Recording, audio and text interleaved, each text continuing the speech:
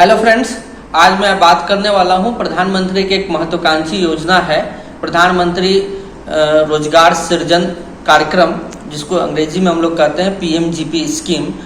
उसके बारे में हम लोग बात करेंगे और इसके उद्देश्यों के बारे में बात करेंगे। हम लोग बात करेंगे कि ये स्कीम का पर्पस क्या है, कैसे इस स्कीम का हम बेनिफिट्स ले सकते हैं, क्या क्या एलिजिबिलिटीज़ है, क्या कोई सब्सिडी मिलता है इसके अंतर्गत, और हम कैसे इसको अप्लाई कर सकते हैं। ये सारे प्रोसेस को मैं बताऊंगा आज। मेरी कोशिश ये होगी कि आप लोग खुद से इसको अप्लाई कर सके। इसमें प्रोफेशनल की ऐसा कोई ज़रूरत है नहीं, सिवाय प्रोजेक्ट रिपोर्ट के आप सारी चीज़ें खुद से भी कर सकते हैं।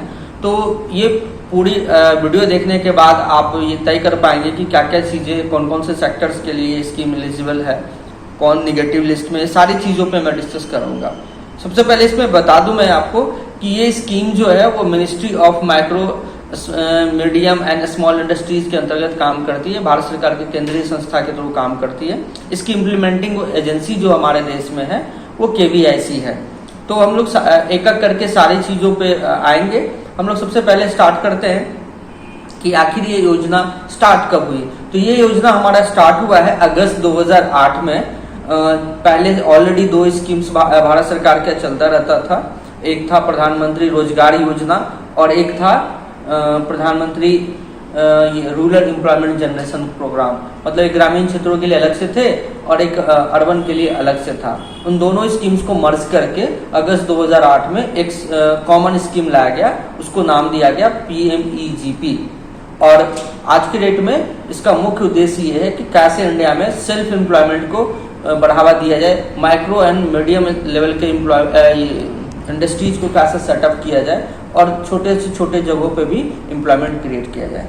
जैसा कि मैंने आप लोगों को बताया कि ये ministry of micro small and medium enterprises के अंतर्गत काम करती है और इसकी इम्प्लीमेंटिंग एजेंसी जो है केवीआईसी है। केवीआईसी का फुल फॉर्म हुआ khadi and village industries commission. तो मुंबई ये सेंट्रल इम्प्लीमेंटिंग एजेंसी है। स्टेट लेवल पे अलग अलग इम्प्लीमेंटिंग एजेंसी, जहाँ जहाँ पे केवीआईसी के ऑफिसेज हैं वो हैं, या डीआईसी के ऑफिसेज हैं, डिस्ट्रिक्ट इंडस्ट्रीज ये है कमीशन है। तो या फिर केवीआईबी है। वो स्टेट लेवल पे बहुत सारे एजेंसीज है, तीन एजेंसी है। तीनों एजेंसी से कोई भी एजेंसीज के थ्रू आप इस प्रोग्राम को अप्लाई कर सकते हैं। मेरा मुख्य उद्देश्य ये है कि आप कैसे इसको अप्लाई कर सकते हैं और कैसे इस स्कीम का बेनिफिट ले सकते हैं। बाकी जितनी भी चीज़ें हैं आप कहीं भी पढ़ सकते हैं। मैं आपको एप्लीकेशंस पे बात करूंगा और मैं आपसे बात करूंगा कि क्या क्या इनकी एलिजिबिलिटीज हैं।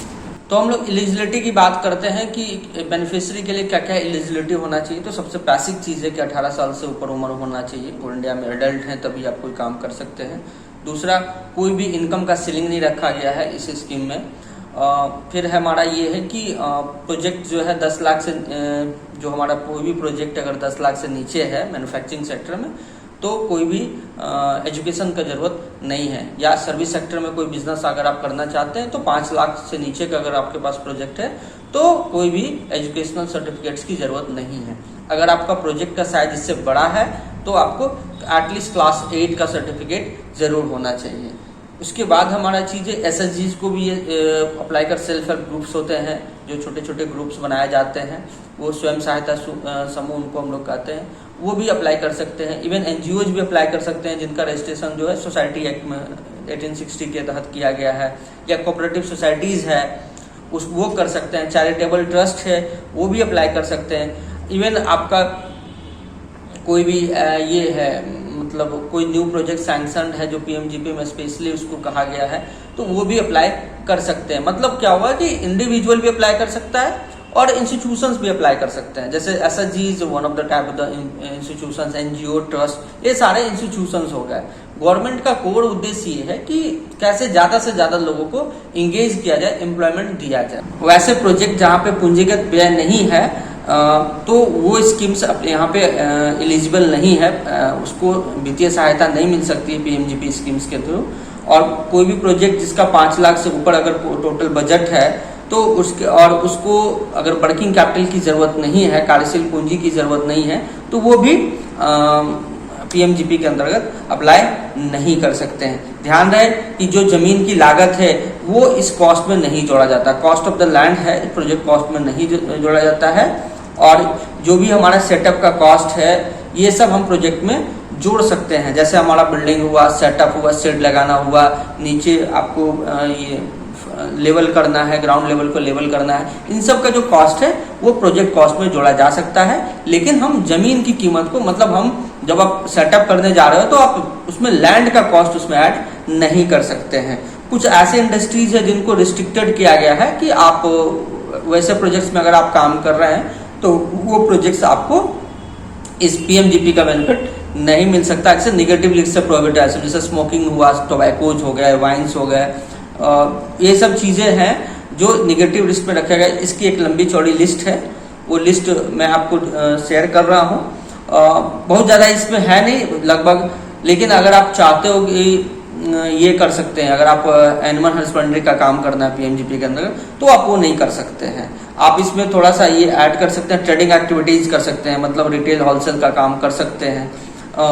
तो ये सारी चीज़ें करने के बाद आप ये तय करोगे कि मैक्सिमम एरियाज, मतलब जो हमारे लोकल एरियाज में है जहाँ पे काम करने की ज़रूरत है, तो मोस्टली इंडस्ट्रीज इसके अंतर्गत आते हैं जहाँ पे पीएमजीपी कवर करती है।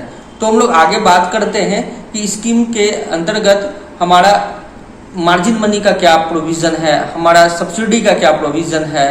मार्जिन मनी को मैं पहले डिफाइन कर दूं कि अगर मैं प्रोजेक्ट सेटअप करने जा रहा हूं तो मुझे खुद का कितना कंट्रीब्यूशन करना है। तो हम लोग स्टार्ट करते हैं कि मान लो कि कोई आदमी इसमें पहले तय किया हुआ है कि रूरल एरिया में करते हैं तो कितना करते हैं, अर्बन में करते हैं तो क्या होगा। इवन जो स्पेशल कैटेगरीज है, वुमेन है, SC STs हैं, उनके लिए अलग से रखा गया, OBC के लिए अलग से रखा गया, माइनॉरिटीज के लिए अलग से रखा गया है, या फिजिकली हैंडीकैप्ड हैं उनके लिए अलग से रखा गया।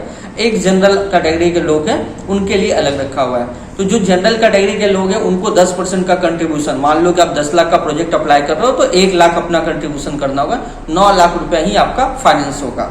यही अगर आप रूरल एरियाज में करने जा रहे हैं तो रूरल एरियाज में करने जा रहे हैं तो उससे ये फर्क नहीं पड़ेगा। लेकिन स्पेशल कैटेगरी में अगर आते हैं, SC STs, OBC, minority, women, ये सब अगर आते हैं तो आपको सिर्फ 5% अपना कंट्रीब्यूट करना होगा। मतलब क्या हुआ कि अगर आप 100 रुपये का प्रोजेक्ट कॉस्ट है तो सिर्फ 5 रुपये आपको अपना मिलाना है। मतलब इतना आसान हो गया कि 10 लाख का कॉस्ट है तो सिर्फ 50,000 अपना लगाना है और 95% फाइनेंस जो है वो आपका पीएमजीपी के अंतर्गत याद रहेगा।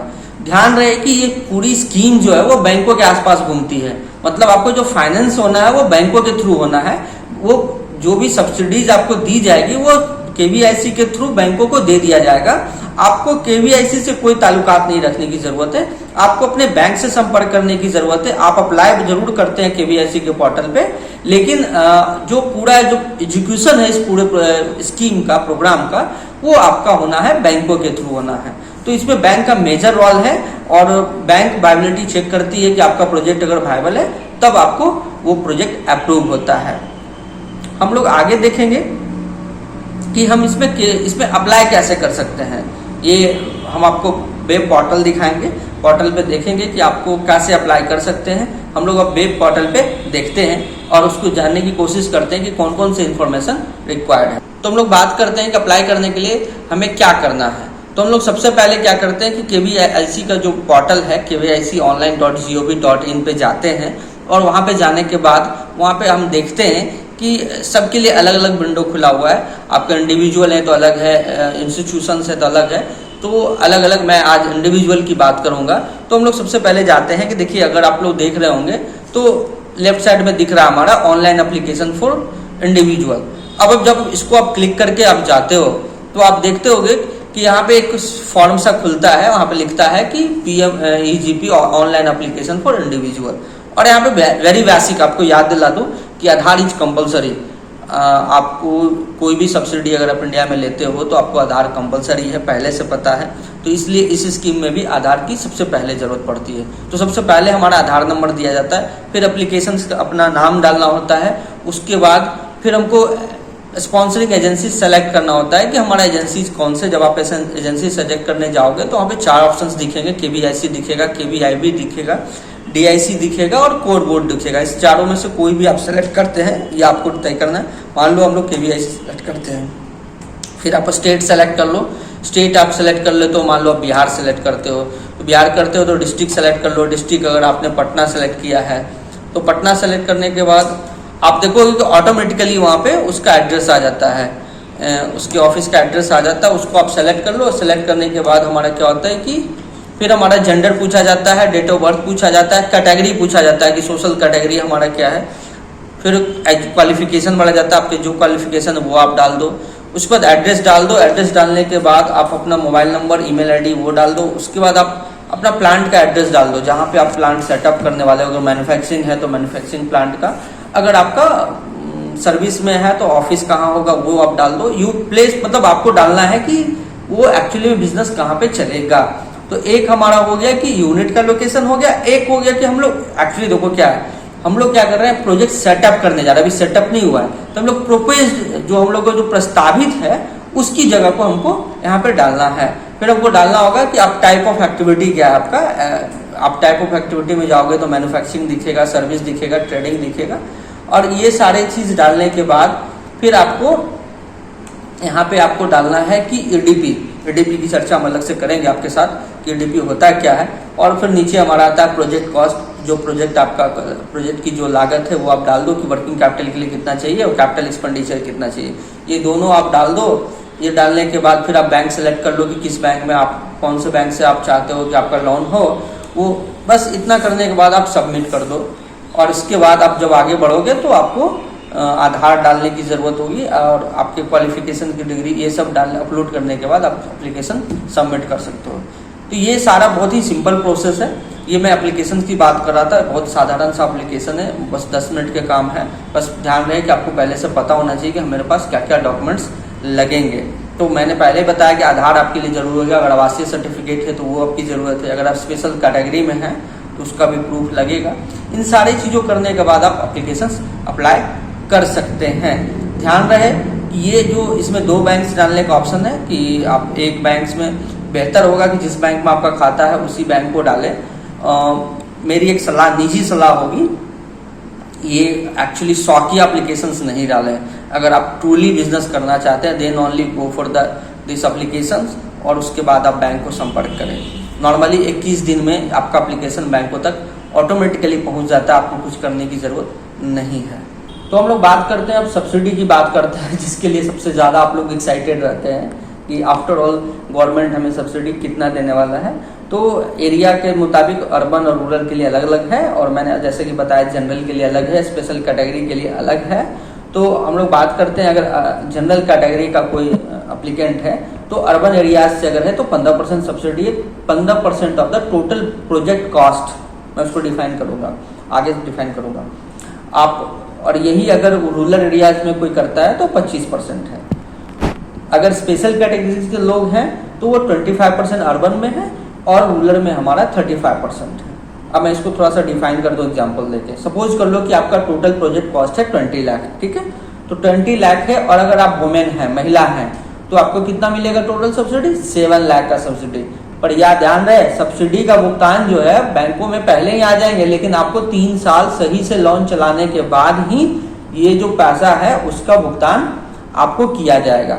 मतलब पैसा जो मार्जिन, जो भी सब्सिडी है, सब्सिडी जो है बैंकों को भुगतान इमीडिएट हो जाता है, लेकिन वो 3 साल तक बैंकों के पास पड़े रहते हैं। जब 3 साल तक सक्सेसफुली आपका प्रोजेक्ट चलता है तभी ये सब्सिडी आप क्लेम कर सकते हैं। और एक इंटरेस्टिंग चीज़ ये है कि जो भी सब्सिडी की अमाउंट है उस पर आपको ब्याज नहीं देना पड़ता है। मतलब मैंने क्या किया कि सपोज कर लो कि आप एक जनरल आदमी हो, 10 लाख का लोन ले लिया तो 1 लाख आपका मार्जिन मनी हो गया, तो 9 लाख रुपया लोन हुआ।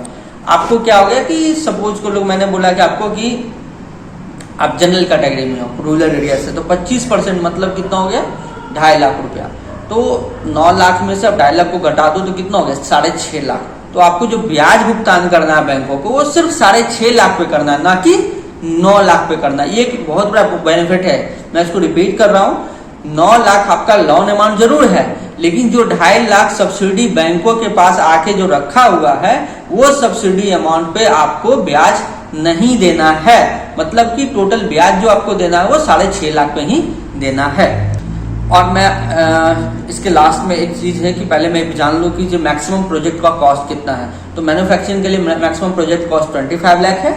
अगर आप सर्विस सेक्टर में करना चाहते हैं तो मैक्सिमम प्रोजेक्ट कॉस्ट हमारा 10 लाख है। जैसा कि मैंने बताया था वीडियो के स्टार्ट में कि आपको मैं एडीपी बताऊंगा, तो एक चीज़ बहुत ही इम्पॉर्टेंट है, आपका लोन तब तक डिस्बर्स नहीं हो सकता जब तक कि आपके पास एंटरप्रेन्योर डेवलपमेंट प्रोग्राम जो है, मतलब एक स्किल डेवलपमेंट प्रोग्राम है, जब तक कि आप उसको कंप्लीट नहीं कर लेते, 2 हफ्ते से 3 हफ्ते की ट्रेनिंग होती है, वो आप जब कंप्लीट कर लेते हैं तब भी आपका लोन डिसबर्स हो सकता है। बैंक क्या करेगा, प्रोविजनली सैंक्शन जरूर कर देगा, लेकिन सैंक्शन करने के बाद आपको कहा जाएगा कि आप जाके जो ट्रेनिंग इंस्टीट्यूट्स हैं उसके, मतलब KVIC के जो भी इम्पैनल इंस्टीट्यूट्स हैं वहाँ से आप कर सकते हैं। आज थोड़ा आसान हो गया है, आप ऑनलाइन भी ट्रेनिंग हो जाते हैं, आप अपने मोबाइल पे ऑनलाइन ट्रेनिंग कर सकते हैं, 2 हफ्ते की ट्रेनिंग है। ऐसा नहीं है कि आप अप्लाई करने के बाद ही कर सकते हैं, आप पहले भी कर सकते हैं। अगर आप पहले करोगे तो आपको ऑनलाइन में फ़ी लगता है, और अगर आप लोन में अप्लाई सैंक्शन होने के बाद अगर आप करते हो तो ऑनलाइन का कोई एप्लीकेशन का फ़ी नहीं है। तो एक फ़ायदा ये है कि अगर आप पहले कर देते हो तो बाद में दिक्कत नहीं होगा, अगर आप अप्लाई करने के बाद लोन सैंक्शन होने के बाद करते हो तो आपको कोई भी फीस का भुगतान एडीपी के लिए नहीं करना। लेकिन ध्यान रहे, एडीपी इज कंपलसरी, बिना एडीपी किए हुए आपका लोन डिसबर्स नहीं हो सकता है। मैं एक चीज़ और आप लोगों को ऐड कर दूँ थोड़ा सा, क्योंकि ध्यान रहे कि ये जो प्रोजेक्ट है ना, आपको लगा कि मैंने सब कुछ ऑनलाइन कर लिया, प्रोजेक्ट अप्रूव्ड हो गया, 3 साल चले न चले मैं पैसा तो ले लिया। तो इसको मैं थोड़ा सा क्लियर कर दूं कि 2 साल के बाद मतलब आपका फिजिकल वेरिफिकेशन होना कंपलसरी है। मतलब क्या है कि जब तक कि आपका फिजिकल वेरिफिकेशन नहीं होगा, सरकार ने एक टाइम फ्रेम रखा है 3 साल, तो 2 साल से 3 साल के बीच के पीरियड में कभी भी आपका फिजिकल वेरिफिकेशन हो सकता है। आज के समय में टेक्नोलॉजी को यूज करते हुए आज को जितने भी जो भी प्लांट्स हैं उनको जियो टैगिंग किया जा रहा है, ताकि उनको इजीली आइडेंटिफाई किया जा सके कि वो PMGP के अंतर्गत कौन कौन से प्रोजेक्ट्स जो है ऑल इंडिया में चल रहे हैं। तो आशा है दोस्तों कि आप लोग का जो PMGP से रिलेटेड बहुत सारे क्वेरीज होंगे। मैं लाखों एप्लीकेशंस को देखता हूँ, बैंकों तक आते हैं, लेकिन वाइबल नहीं होने के कारण या टेक्निकल इशूज पे, या फिर प्रोजेक्ट आप ऐसा कर लो ना, बस बिचौलिए के चक्कर में आप एप्लीकेशन लगा देते हो और फाइनली आपका पैसा डूब जाता है। तो मेरी सलाह यही होगी कि आप खुद से भी अप्लाई कर सकते हैं, अप्लाई खुद भी कीजिए और कुछ बेसिक नॉलेज को एक्वायर कीजिए। अगर आप रियली में बिजनेस करना चाहते हैं तो आप पर्सनली मेरी हेल्प ले सकते हैं, जो मेरा कॉन्टैक्ट नंबर और ईमेल आईडी आपको लिखा हुआ है। ये सारी सलाह जो भी आपको हेल्प मिलेगा वो फ्री ऑफ कॉस्ट मिलेगा। Thank you very much.